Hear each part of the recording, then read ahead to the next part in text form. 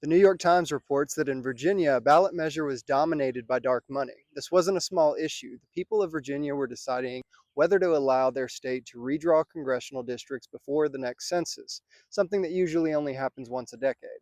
It's all part of the ongoing national redistricting fight happening right now as states redraw their maps ahead of the midterms, a fight that could determine who represents us in Washington and who controls Congress. And here's what makes this even more important. In most states, state legislators draw these maps. In Virginia, voters were asked directly. But here's what actually happened.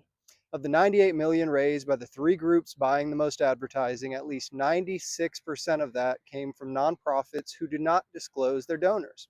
So, for all voters know in Virginia, most of the money came from outside the state. And this wasn't just one side. Both supporters and opponents of the ballot measure relied heavily on hidden money. So voters were asked to decide, but the conversation around that decision was shaped by money from sources the public can't see, which raises a basic question. Who should decide the rules for money in our elections? Voters and their representatives, or a system that leaves hidden money in control?